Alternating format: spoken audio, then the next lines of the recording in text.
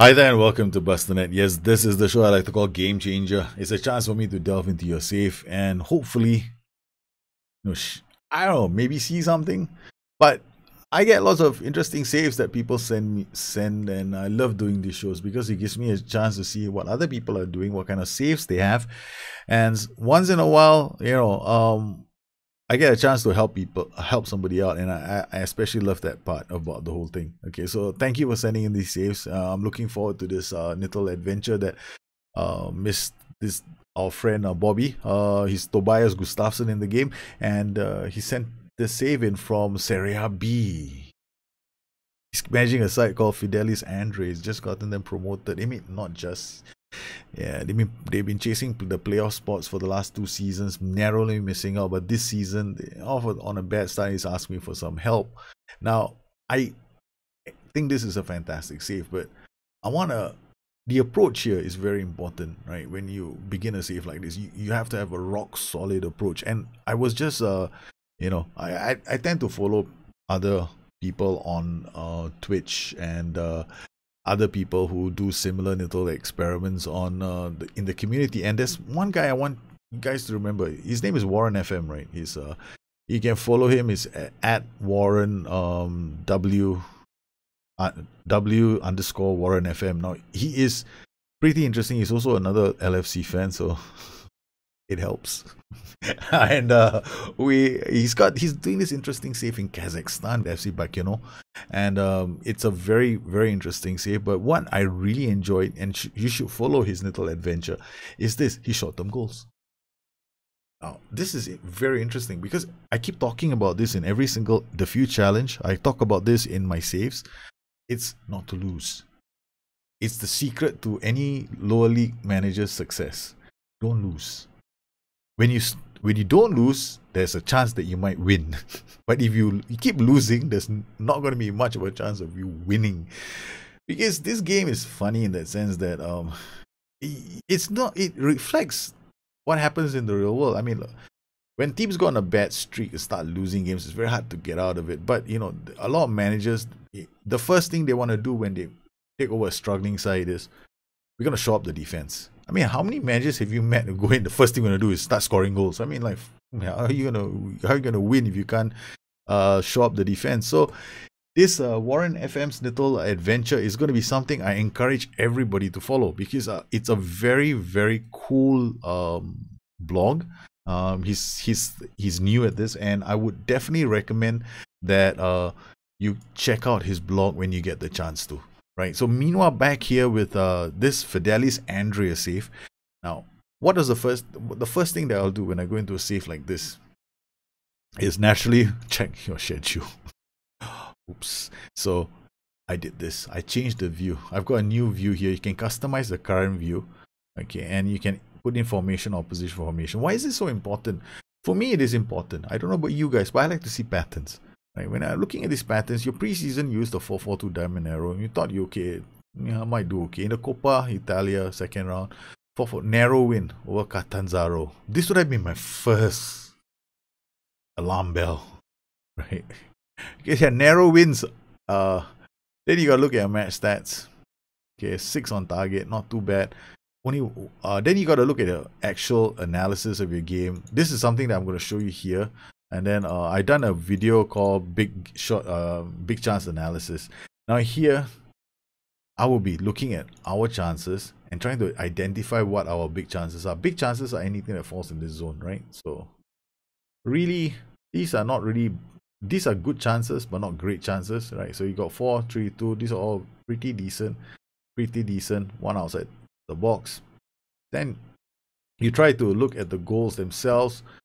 This is off a corner. You missed this opportunity. Then we take another look at another one. I think this is the same highlight. Yeah, I hit the post. Then we had 11 on a break. Balde crosses the ball. Header. Now headers aren't great opportunities, right? So something that I like to keep alluding to. And people tell me headers are great chances. Nah, they're not. They want the.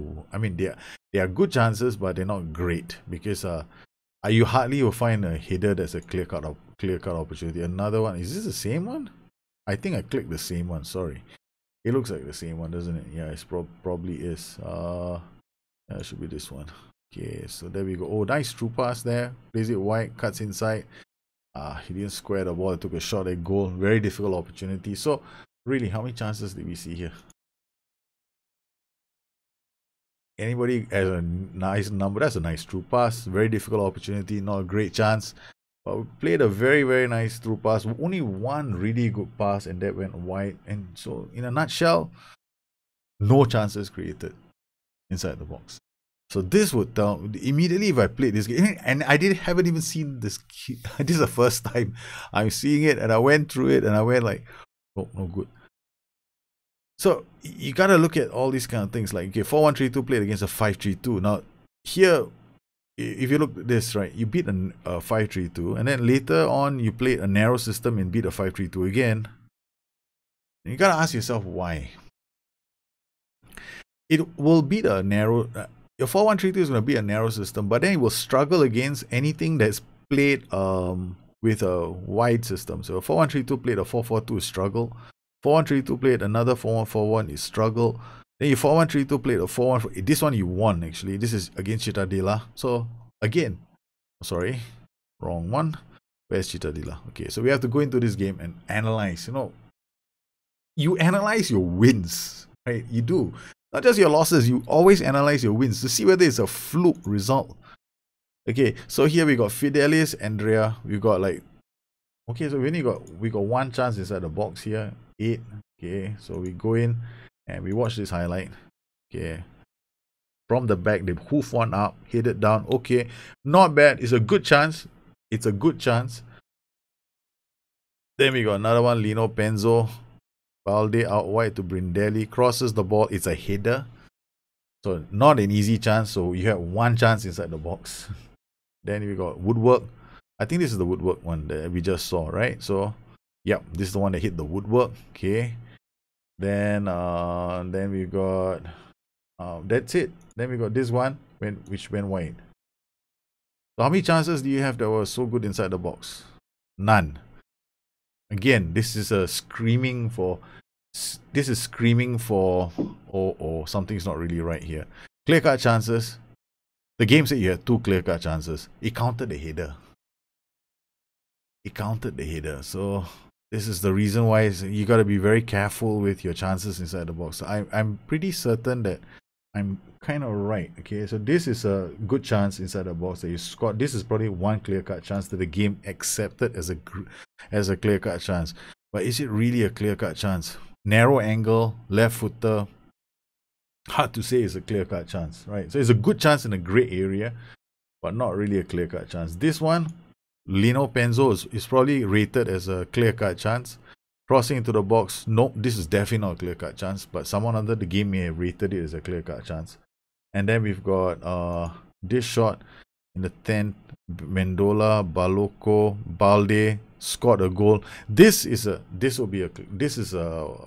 great chance, right? So this is probably a clear-cut chance because it's from the other side. So he's got a pretty decent angle.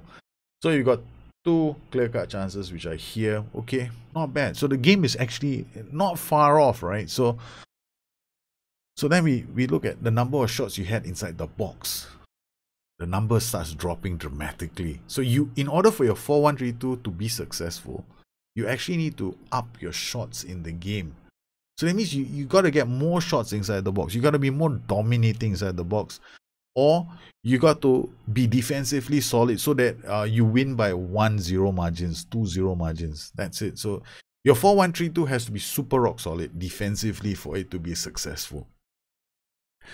So this is the reason why you focus on the defense first.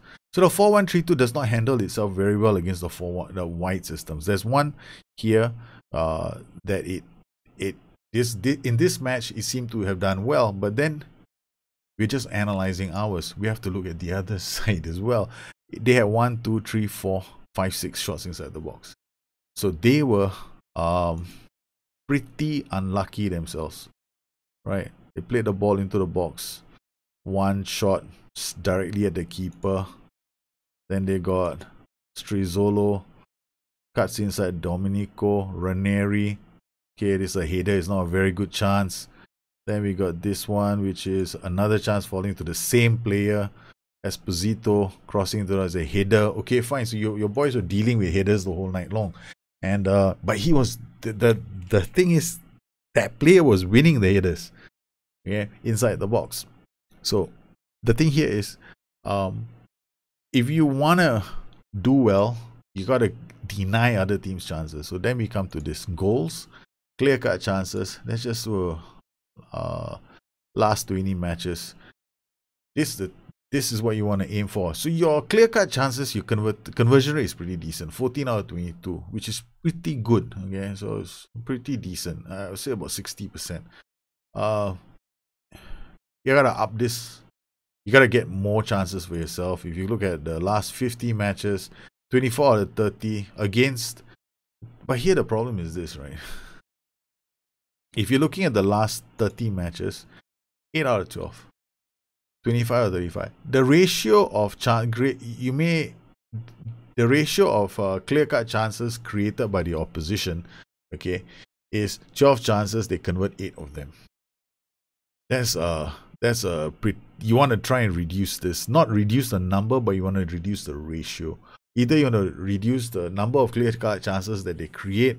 You gotta try and cut that number down. So you've done pretty decently so far, 25 out of 35, but you gotta raise your clear-cut chances. Meaning, in this game, what you're lacking is actually, you're lacking in creating quality chances. You still need to create more quality chances in your team. Your problem is, at the moment, you're not creating enough chances to give your chance to win.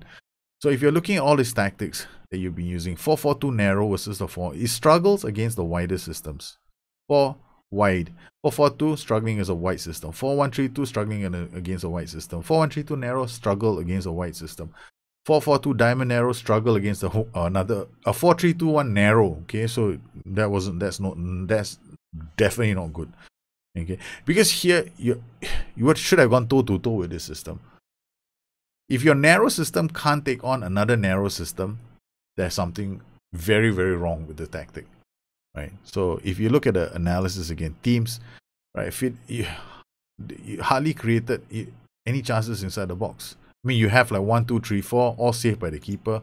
Verona, they were just parking themselves and taking pot shots from outside the box, and they have 2 chances inside the box. So your system struggles against wide systems, and it can't play very well against narrow systems. So your narrow system can't be a narrow system, and it loses to wide systems. Moral of the story is, don't use a narrow system. That's it. So you can't really be using a narrow system. So you've been using a narrow system. Why can't you use a narrow system? Let's take a look at your defend DNA. So now we're gonna just jump in on your defenders. Your defenders, jumping reach. Remember, the number to beat is actually 15, right? Okay, so 15 is the number to beat.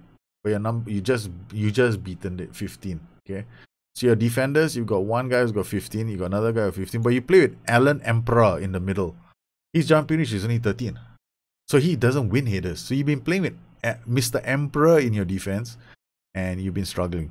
Yeah, you got also play with this guy called Masangu, whose jumping reach is 15. So now let's look at the stats. Alan Emperor, 17, a central defender, attempts 7 and gets 75%. That's not fantastic. Okay, for headers inside the box, your defenders really should be looking at winning about 80 or even 100% of headers inside the box. So most of the players who are winning all the headers are at least 15 to 16. Alright, so your backline has to feature somebody who has jumping reach of at least 16. So Alan Emperor, who is 29 years old, should not be playing as a central defender. He should not even be playing at all, or he can be pushed further up the field, maybe even a halfback. He's got passing, he's got so decisions. But Alan Emperor is not going to be very strong at the back as a central defender. He's played 17 matches so far, but he's not winning enough headers to justify a starting position in your team. Alright, then we've got Kera Masangu, who's played 16 games, has got jumping reach of 15. His aerial attempts are only 4 in a game. 4 attempts in a game. Ouch. That's low. That's very, very low for a defender. I'm looking at something like 7 to 8 aerial attempts in a game. So it could be that this guy is jumping for all the headers, missing all the headers, and this guy is too slow to react. Let's look at his anticipation. His anticipation is 13. And then we got Mr. Emperor. Where are you, Mr. Emperor? Where's the Emperor? Okay, anticipation is 12. This guy is 13. So he's reading the game. Concentration. Positioning is 13. Masangu's positioning is 13. And Alan Emperor's positioning is 13. They're very close. So it might be the first one there. Yeah. Acceleration Emperor.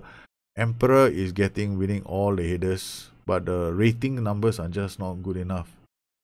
Interceptions 2.26, 3.71. His anticipation is helping him with his interceptions, but central defenders normally get a lot of interceptions anyway. But the heading inside the box, not good enough. You got Matteo Damian. This guy is a retired player. Okay, so he's injured. I think he's out for a long time. He won't be around. Okay, we need to come up with a tactic that actually helps these two guys out. Because right now your team can't defend from crosses. So you gotta abandon your narrow systems. And your boys in the box are not fantastic at winning headers. They're okay, they're not the greatest. So you gotta come up with a plan to actually do something better. You know, maybe come up with a different strategy, because obviously this narrow systems are not working for you. Let's look at what you have going forward from midfield.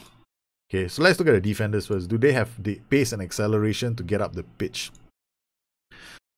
So we're going to look at support DNA. First things first, let's look at acceleration. 15, 15, 15, okay, 14. Let's look at passing. Okay, they can't really pass the ball. Decision making, anticipation, work rate. This is going to be important. 13, 12, not fantastic. Okay. Alan Emperor. Maybe, I think what we can do with Alan Emperor is consider using him in a different position. All right, concentration, okay. Anticipation, okay. So your wing backs are pretty okay. From a physical point of view, but in terms of let's find out if they can actually cross the ball. All right, so now we're looking at crossing. So crossing wise, they can't cross the ball. Okay, passing they can at least. Okay, so your fullbacks, see, you're playing a narrow system, but your fullbacks don't really have what it takes to drop all these crosses inside the box. So if you're playing a 4-1-3-2 or a 4-3-1-2, then your wingbacks actually have to deliver the crosses inside the box. So it justifies the reason for you playing a narrow system, because the wingbacks are central to this kind of a system. So let's look at your stats again, and see how many assists the wingbacks have had. We got one guy here with 3 assists in 7 appearances. So this guy is going to be important. Yep, he's going to be playing every single game on the left. Okay, and that's it. That's it. We got one wingback who can do this. They got one guy here, 13, who's only have 1 assist, but two man of the matches. Okay, all right, but he's the left one I was looking at. So then we got two. Okay, we got 2 players on the left who are pretty decent. So all right, so you have 2 wing backs. You got, okay, at least you got very good cover. Okay, that's good. But on the right flank, don't really have something going for you in terms of the guys who can give you crosses, and they can drop crosses on top of other people's heads, and you can go like, yeah, we won the game. Okay, now let's look at your midfielders. Now it's time for us to see whether there's any creativity in your team. Okay, we are looking at key passes over 90 minutes now. Okay. Mauricio Gallo, 1.47. Luigi Mendola, 1.18. Tommaso Aguero, 1.04. 0.9 and 0.89. Okay, these guys are the ones I'm going to pay attention to, especially this guy. Mauricio Gallo. Very high key pass combination. So it's attacking midfielder in the center. On loan from Wolves. He attacks through the middle, and it gives you some options. Okay, so we're going to have to think about how we're going to deploy this guy. Then we've got this guy who's a defensive midfielder, creates a lot of chances from the back. And then we've got another guy, this is a defender. And we got this guy who's an attacking midfielder on the right flank. Okay, so going forward, I'm thinking of a few tactical systems, but the danger right now is a final third, because I don't see anybody in midfield who can actually do the job or bring the ball forward. So now we're looking at support DNA. Oh boy, positioning and off the ball. We got this guy's positioning is good. This guy's positioning is, he's a wing back. And then we got this guy is injured. What? Injured as well. So this guy is not, he's gonna be loaned from Monaco, joining you permanently. This guy, okay, this guy you can play him in a lot of games because Giuseppe Iglio is pretty decent. Okay, so you got 1-2 decent midfielders. This guy is injured, so we can't take a look at this guy. Can play in the middle as well, so he's not too bad. Right, he makes for a pretty decent central defender. And then we got Pobegba. Okay. This guy can't go forward. So he's not going to give you anything from an attacking point of view. Why? Because he's off the ball. It's so low, nobody's going to find him. Okay, then he dives into tackle. So that's like, you know, you can't play. You have to tell the whole team to play on stay on feet, hoping that he doesn't go and get a yellow card. But doesn't mean you can't play him. You can still play him because his aggression is 14. Okay, I don't know about his dirtiness rating. So let's take a look at his history. How many yellow cards has he picked up? In 2 appearances, 1 yellow card. Okay, all right. This guy's gonna get me worried. So we gotta have to watch him, right? So you have to have a strategy in place when you want to use that Tommaso Pobega. Your strategy is gotta be, you gotta have somebody on the bench waiting to come off to take him on. All right, somebody to come on if you take him off. Okay, so we got this guy who's taken him on loan. And up, okay, now we've left with the strikers and the attacking midfielders. What do you have going forward? Let's look at attack DNA. Let's look at first start on. Actually, I don't have strength here, so I'm looking for strength right now. Strength. Okay, not bad. We're pretty strong. You got a pretty strong group of players, except for this guy. This guy is not too bad. Daniel Pellegrini. Very talented youngster. Very talented. This guy is quite good to hang on to. Okay, in fact, also good to give him a lot of game time because you want to develop him in the long. Colors Mbolo, not Mbolo, not the Mbolo that we know. Okay. Just looking at strikers alone, what I see is you have quite a few strong strikers. Gives you a lot of options. Now, there's a reason why I like using the target man in FM19. It's a very it's been simplified, and I like the way it plays. There's a reason why I like the target man in FM19. It's a very good role to use, so it gives you a lot of options. So tactically, what are we going to do with this system? This is going to be the interesting part. How I move forward from here. But first, So how do we actually move forward from this? Okay, so this is going to be interesting. What do we do with this team? We've got defenders who need help. We've got fullbacks. Only one fullback can actually really go down the flanks and give us something from an attacking point of view. We have one defender who is not really strong as a defender, but he can be deployed as a fullback on one side of the pitch. We have a couple of strong central midfielders. We also have a player that can cut through the middle. What we want to do is come up with a system for this team that is unique to this team so that they can put themselves in a strong position. And I think I have one in mind. Okay, so I've already played 2 games. The first game against Cremonese, I was very experimental. Okay, I decided to do some really crazy stuff. I started with this system. For that, I started experimenting, push Falco up here, push Lucera up here. It's a very experimental match that was captured on camera. Unfortunately, my face was frozen for like the whole duration of the game, so it looks very stupid. So I'm not gonna show it.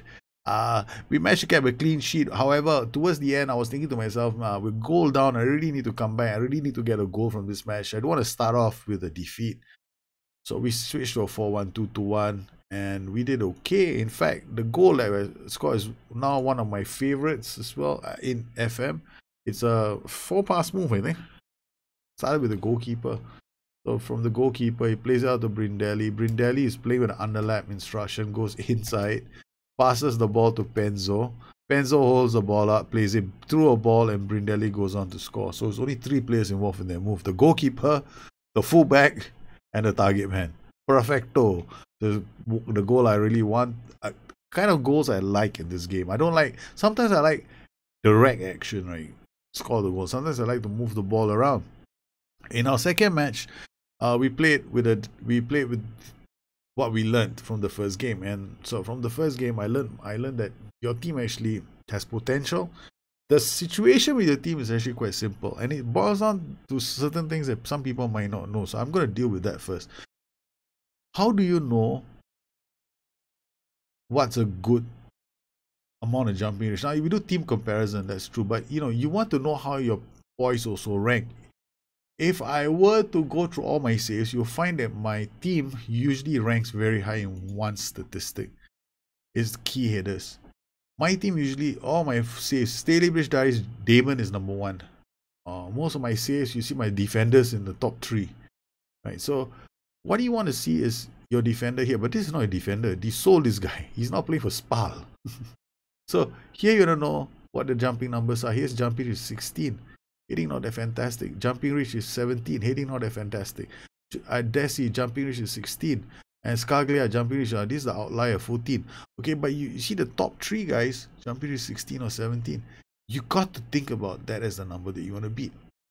Now, when I looked at your team and I looked at the games that you were playing, yeah, you lost this match to Spal. But who did you put on the pitch? Who you put on the pitch was very interesting because you played Alan Emperor and a player that you don't have anymore.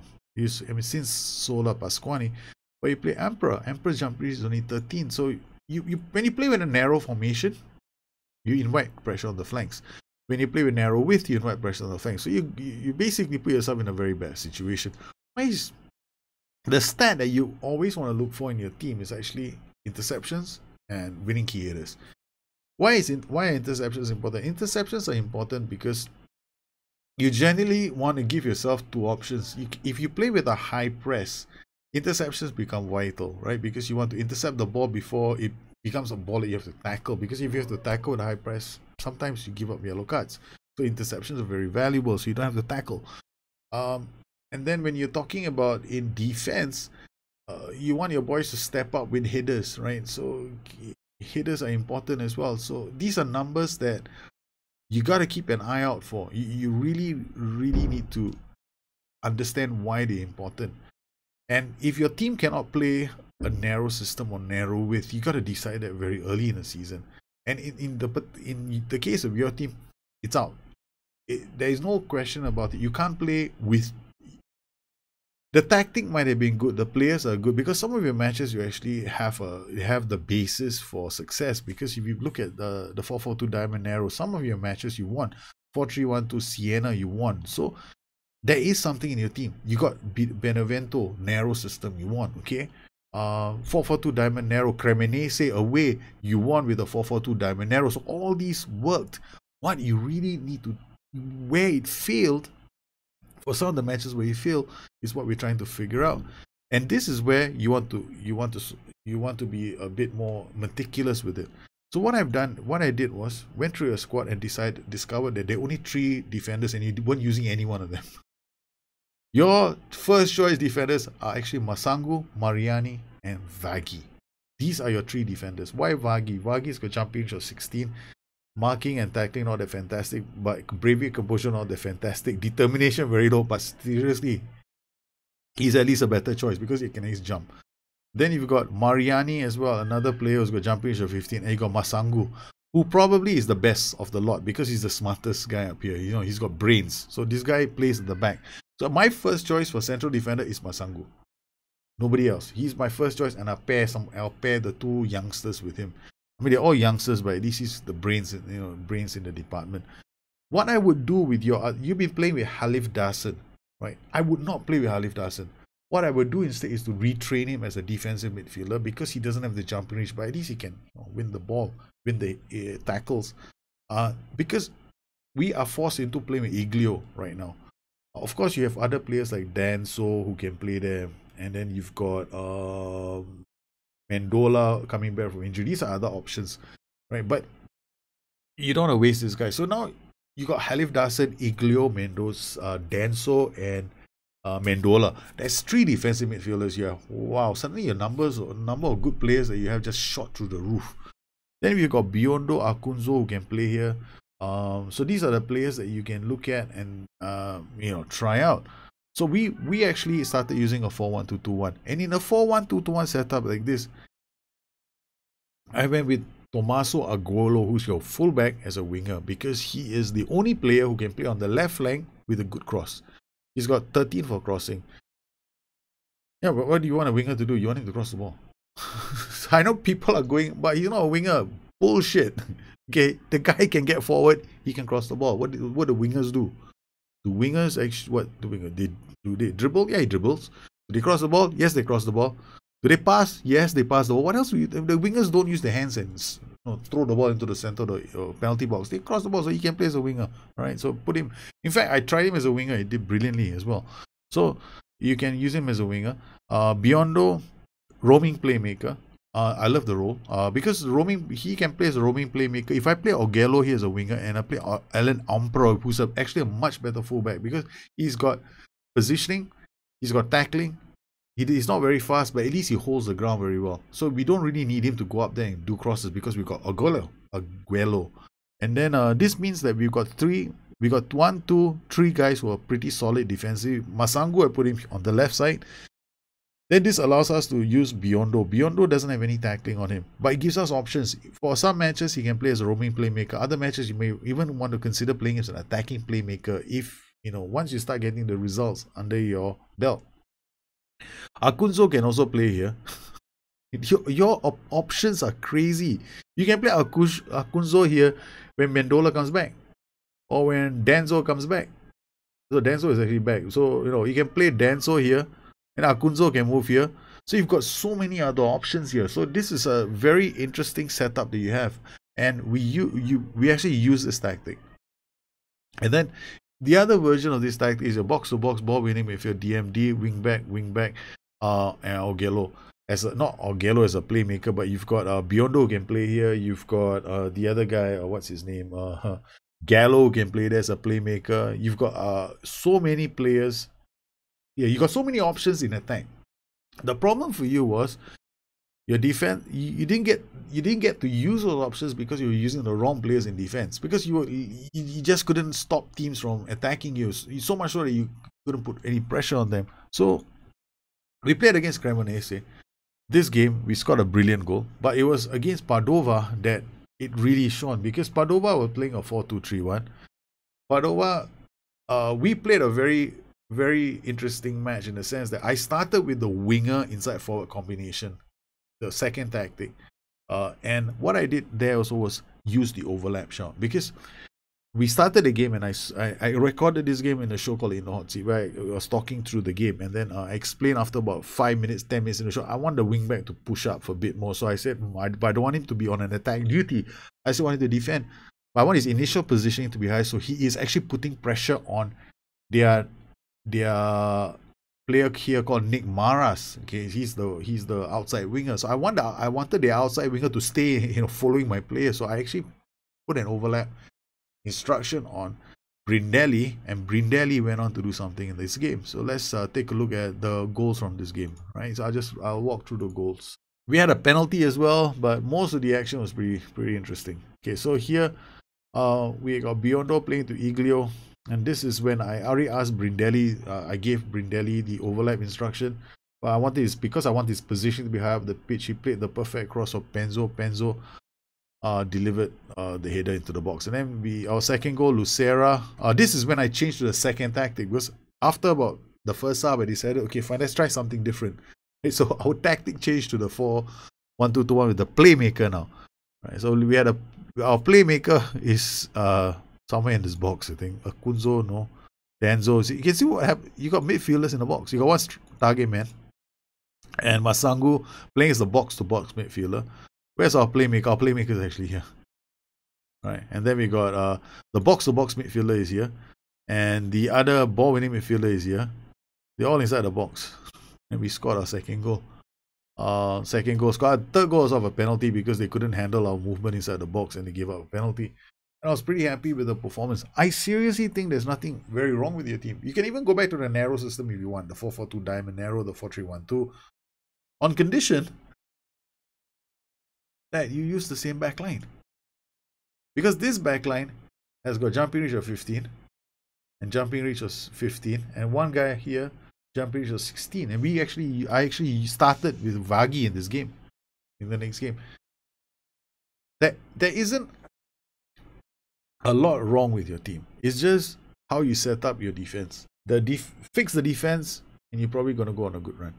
Well, I hope you enjoyed this edition of Game Changer. If you have any other questions, please look me on Twitter at Bustthenet or addicted2fm.com, my website. Once again, I'd like to thank all my patrons for their continued support this channel, making these kind of shows possible for the rest of the community. You guys take care. Have a good one. I'll see you again soon. Bye-bye.